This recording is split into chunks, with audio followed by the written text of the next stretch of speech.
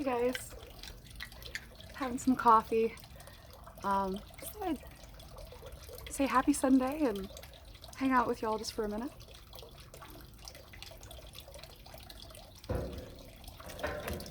And I think I'll smoke a cigarette. I'm trying to smoke less, but you know, still addicted. Thanks.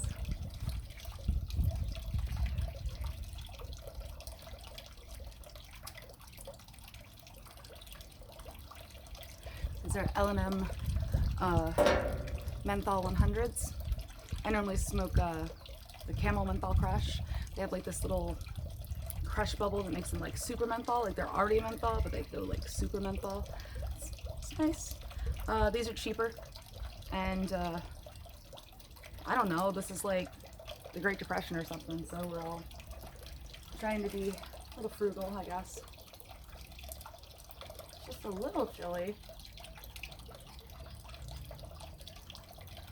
It's like in the mid-50s here in central PA. My backyard. Yeah, dressed up in a dress, but I got my slippers on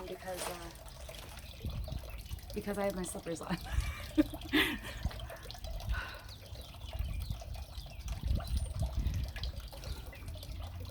So today we celebrate, what is today? I think for the Protestants, I think today might be Palm Sunday.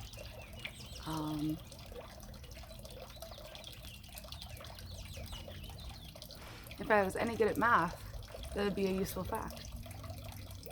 I'm Eastern Orthodox, and this year for Easter we're like 1 week behind the Protestants, so and the Catholics. So most of America is having Easter on April 12th, and my people are doing it on the 19th.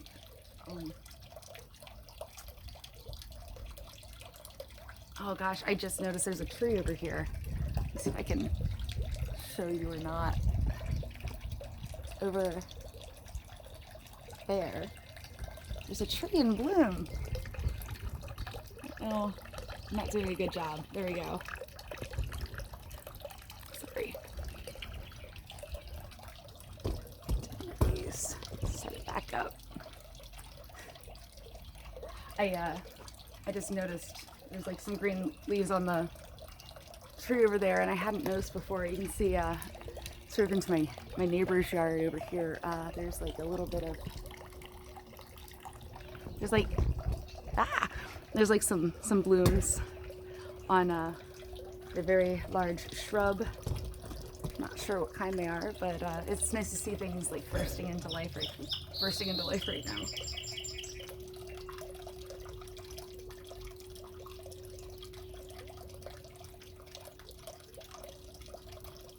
It's a lovely little bird.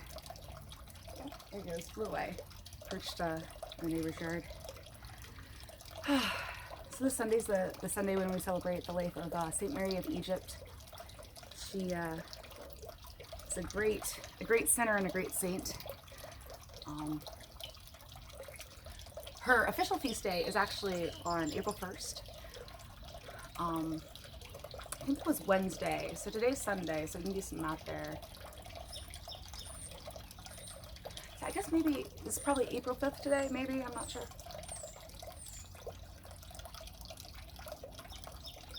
I thought maybe if I film my morning cigarette, there's the potential that I'll be less likely to like smoke as much if I make a bigger deal out of it. I don't know.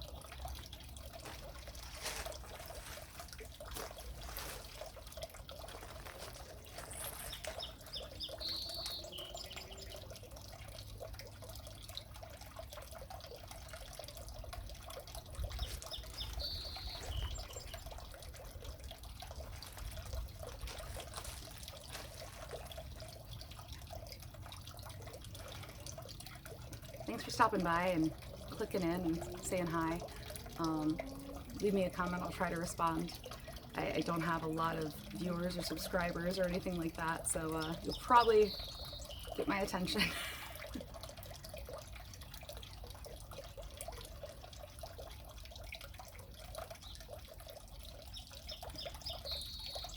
see, last night I put some braids in my hair, a whole bunch of little ones, and I had started and I actually like braided like half of my head into these little braids, and it didn't look very good when there was a lot of them. I think it's neat to have a couple. I've always really loved braids, and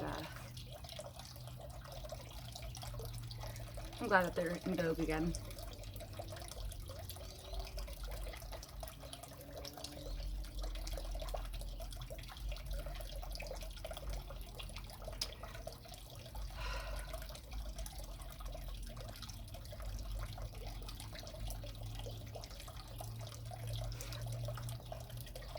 I feel like I want to say something, but I also like, I don't know, a little bit of silence can be good. But I don't want to bore you, so I should keep talking. I guess I'll talk about St. Mary. St. Mary of Egypt was a very sexual woman. She really enjoyed that stuff. And she had followed some young men to Jerusalem to celebrate the elevation of the Holy and Life-Giving Cross. And she went to go enter the temple, to go enter the church, and she wasn't able to. And she prayed before an icon of Mary and said, like, oh, let me give this up. Let me like clean whatever is in my heart that is preventing me from entering the church. And she was able to enter the church again, well, not again, for the first time. And she was able to receive communion at, I think it was the Church of St. John the Baptist along the Jordan River. And she only got to receive communion that one time, and then she went into the desert for many years. And right before she died, she was able to take communion one more time. And a lot of us are really struggling because we can't go to church right now, and we're all kind of in exile in our own homes instead of the desert. And it sometimes helps me, at least, to think about all these wonderful saints that have lived, especially the hermits and ascetics, who have given up so much to chase after holiness in the desert. And they very rarely receive communion, and it's hard for us to not receive communion. I really miss my church. I really miss all the people. I miss approaching the chalice. I miss going in person to confession, which is like free therapy, by the way. You know, it's one of the perks of becoming Christian. Put this out. You can see it's last puff.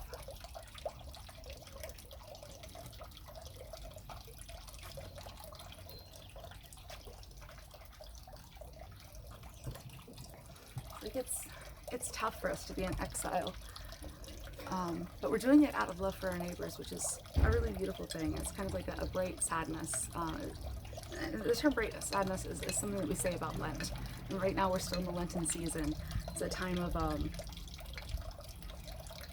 self-sacrifice and fasting. And the fasting, it's important.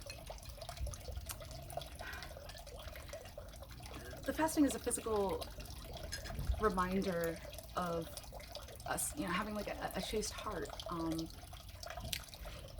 If you are abstaining from meat, so we abstain from meat, dairy, oil, and wine on Saturdays and Sundays, and some of the more elevated days we can have wine and oil. But it's an ancient tradition for humanity to fast, but not only to fast from what we put into our mouth, but to fast from the words coming out of our mouths, and our thoughts, thought, word, and deed. You know, everything starts as a thought, and we say it, and we do it. So it's a time to just bring us to a heightened state of awareness, not just about what we put into our bodies, but also what we allow to come out of our bodies and our mouths and our hearts.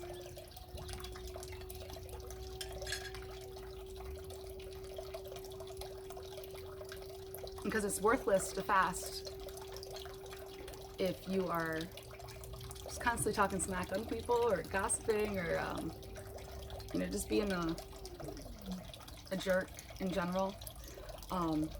If you're being a crappy person and you're fasting, what good is your fasting doing? It's not doing much good. And it's an ancient human tradition to associate these fasts, not just with what we're putting into our bodies, but what's coming out of them. Ancient, over in the country of India, you have Hinduism, and you have the ancient Vedic texts and religion, and they also emphasize these same things that we emphasize in Christianity, but especially in Orthodox Christianity, which really redeems and sanctifies all of the ancient human practices and puts them into it allows you to view all this through a sanctified lens. Gosh, I think I just forgot what I was going to say. It's beautiful that we can still celebrate these ancient traditions and these ancient tools to help us to reach a higher state of humanness. And that's something that I really love about my church and about humanity in general. We think, being human, just be natural, but really humanity has, in its most pure and elevated state, is this beautiful, beautiful thing.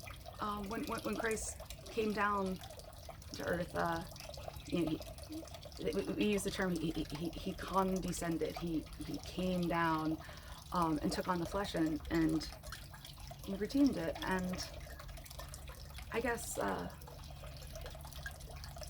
something that's really beautiful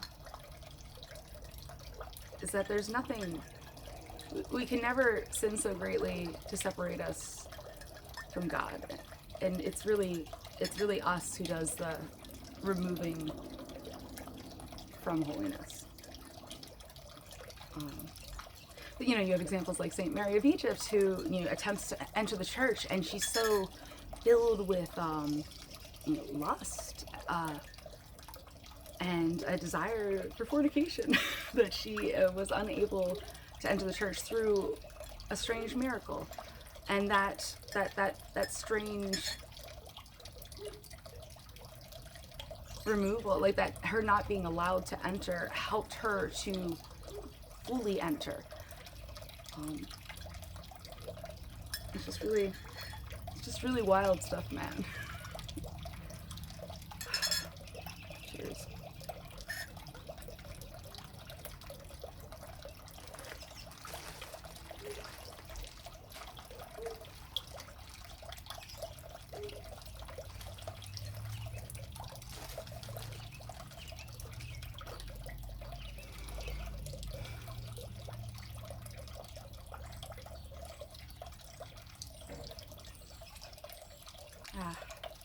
I don't know, I feel a little weird today. I had a migraine last night, and glory to God, I am not in terrible pain this morning.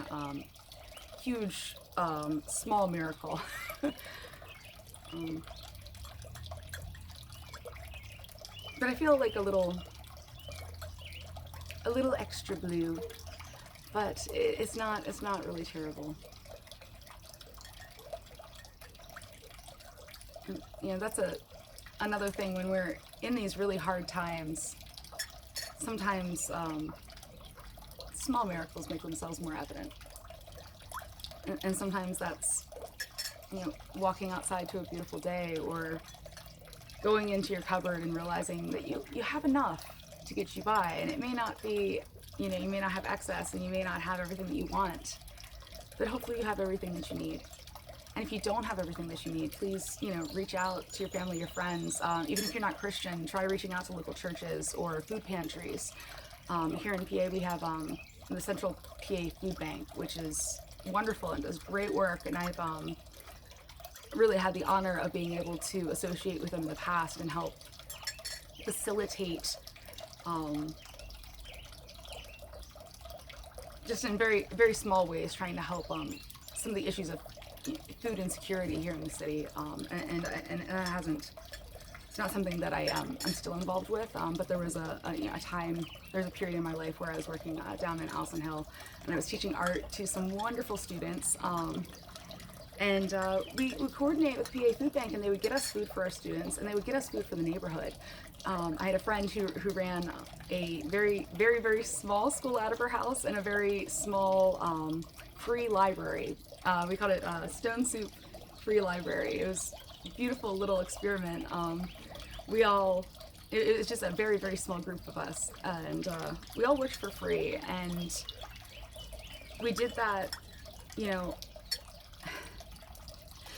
sometimes you can make these small sacrifices that end up blessing people and then blessing you. And the whole time that I was working there without receiving pay, even though I was destitute poor, I still always had enough to eat. And I still somehow had enough gas. And, it wasn't like gas just came into my tank miraculously. It was because, I had friends or family that would allow me to clean their home, and then they would get me gas or food. And I've been really, really blessed. I've especially been really, really blessed by my friends and family, and I'm just a very, very lucky lady to be surrounded by wonderful, supportive people. But here in the city and in any, anytime you get dense populations of people, especially people living in poverty, there's the issue of food scarcity. And a lot of us, now that we're sort of quarantined in our homes and we're being asked by our civil authorities to stay at home, the issue of food scarcity comes a little bit closer to us. We're able to understand it a little bit better as we struggle. Sometimes it's difficult to relate to people who are struggling if we haven't also been in their shoes. So I really hope, eventually this quarantine stuff is going to lift, and eventually we're going to all be able to, go hang out together and have a good time, and life will start to resemble something a little bit more normal, something we're a little bit more used to. But until then, we're all being blessed with an opportunity to understand that life isn't easy for everybody, and it's not always going to be easy for us, but there are resources out there to help us. But also when we have less, we're able to depend on God more, and that in itself can be a huge gift. And it's not easy. Again, it's like a bright sadness. I think it's a beautiful term. Oh, it's starting to drizzle just a little bit. Couple of raindrops starting to come down. Cheers to your health, to my health, and to the health of my family and friends. And so say a really, really short prayer. I should be wearing a head covering. Lord, we ask you to preserve the people that are healthy, to save the people who are sick, and to guard, bless, and protect all of our healthcare workers, all of our grocery store and gas attendants, all of our drivers, our food delivery people, our truckers, everybody who is continuing to work, all the people working from home, everybody who's continuing to work, Lord, we ask that you would bless them and keep them safe and help them to reflect your light into the world, Lord. We ask that you save the sick and preserve the healthy. In the name of the Father, and Son, and the Holy Spirit. Amen. And now the little raindrops are coming down a little bit harder. Yeah, I wonder if I can show you the table. It's starting to get some raindrops on it. I don't know if you can see that.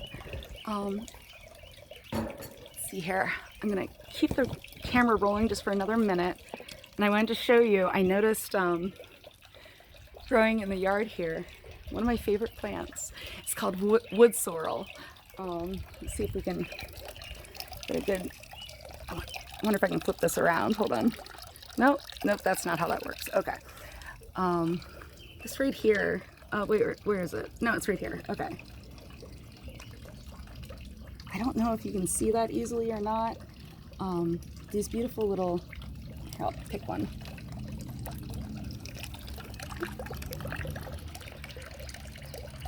little, like a 3-leaf clover looking sort of thing. It's called wood sorrel, and it has 3 little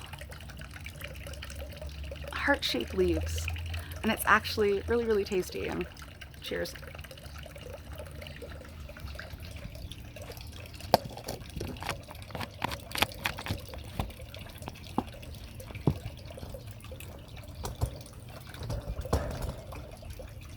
It's actually really wonderfully sweet. It's one of my favorite forage foods, and you don't want to eat too much of it because there's, I think it's called oxalic acid, but there's like basically like there's an acid in the plant that if you have too much of it, it'll start to sort of coagulate into crystals, and those crystals, I think they form in your kidneys. I can't remember. I think it can like give you kidney stones or something like that. But if you just have a couple or use it, like just a handful in a salad, that's not going to hurt you. You just don't want to like live just on wood sorrel. You'll eventually get a little sick, and it'll probably cause you some pain. It's a wonderfully sweet and tangy flavor. I want to thank you guys for coming by, for tuning in and talking with me. All right, let's see how far back in this thing I can get. I don't know if you can still see me or not. You know, and food is really scarce. Something, St. Mary of Egypt, she actually lived off of little plants that were growing in the desert. So what do we got? There's, I don't know if you can see, but some beautiful young dandelions are growing everywhere. And we actually brought dandelions over to the New World from Europe. And we brought them as a food and a medicine. So there's wonderful little gifts of food all around us. And I've watched some videos on YouTube before all of this crazy stuff happened. I was mindful of, you know, as a poor person, how can I get fresh food to keep myself healthy? And you need green things. You need a couple of green leaves to keep you healthy. And spring is a wonderful time for trying fresh, young spring dandelion. And I recommend cooking it up, because if you eat it fresh, it's a little bitter. You can eat the yellow flowers on the dandelions, but my favorite way to eat them is right before they bloom. There's this little bulb before the flower bursts open. And if you get it when it's still like that little bulb, you pop it in your mouth and you chew it up. It's incredibly sweet. Well, not like incredibly sweet. Like it's nice and sweet. It's palatable. It's not like crazy bitter. You can eat it without gagging. But another thing that you can do is you can make a quick pickle from these little unopened flower buds, and they are absolutely delicious. And because they have all these tiny little petals wrapped up in this little bundle, it pulls in the vinegar and the spices really, really nicely. So I like to, I just throw them in some vinegar with a little bit of salt. Maybe if I want something savory, I'll throw in maybe some garlic or onion powder or something like that, and it'll take up all these beautiful, tasty flavors. Okay, I'm coming up on 24 minutes here soon. Thanks for stopping by. Don't forget that there's food growing around you. If you see dandelions and you're like, oh, maybe I'll try this, just make sure it's not sprayed with chemicals. So preferably in your own backyard. It's ideal to gather forage food at least 150 feet from a road, because there's a lot of pollution and crap from the cars driving by constantly, and our exhaust systems put out a bunch of junk and even some heavy metals that you don't want to be consuming. So make sure it's some distance away from a road, and it's not sprayed with chemicals, and you can have there's some lovely plants that are just growing everywhere, even in the city, that are safe to eat. And I just wish you guys the best, and thanks for staying here and watching me smoke a cigarette and talk for like 25 minutes now. I pray that the Lord blesses you and blesses me, and happy Sunday. Bye guys.